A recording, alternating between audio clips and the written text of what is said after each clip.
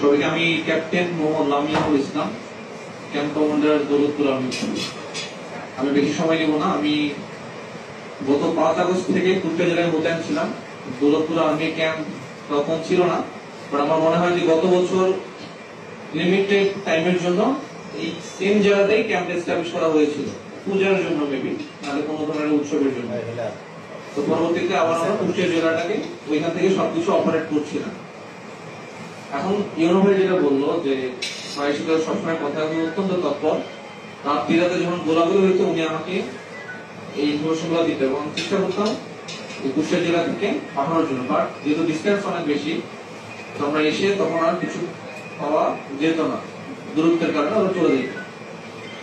তো এই গত এপ্রিলে মাসে যখন বড় ধরনের শোনা যাচ্ছিল যে আবার আইন শৃঙ্খলাটা একটু খারাপ হয়ে গেছে, তখন আমরা গত এই এপ্রিল মাসে একটা বড় ধরনের অপারেশন করি। এখন আমরা জানেন অপারেশনটা করা হয় প্রায় আমরা 150 জন প্লাস নিয়ে আসি। 4 জন অফিসার ছিল, আদার র্যাঙ্ক ছিল, এবং আমরা 5 জনকে ধরতে সক্ষম হই। তো আমাদের যে কয়েকটি পয়েন্ট এখন সামনে আসছে সেটা হচ্ছে দৌলতপুরে কোন ধরনের গোলা বারুদ, গোলাগুলি, মাদক সবকিছু নির্মূল করা, এবং এর জন্য যে সকল বাহিনী এর পিছনে রয়েছে, অনেক বাহিনী শুনি আমরা, রাকি বাহিনী, লালচাঁদ বাহিনী, শরীর বাহিনী, 40 বাহিনী, নতুন একটা বাহিনী হয়েছে। তো এগুলো আমরা উৎখাত করার জন্য আসছি, একদম উৎখাত।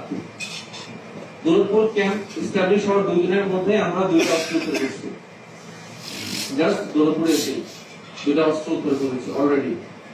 এবং সামনে আমাদের একটাই লক্ষ্য এবং একটাই উদ্দেশ্য, আপনাদের যে আবেদের ঘাট, বৈরাগীর চর, বর্ডার এরিয়া তো আমরা যেতে পারবো না। বর্ডার এরিয়া 8 কিলোমিটার হচ্ছে বিজিবির আন্ডারে।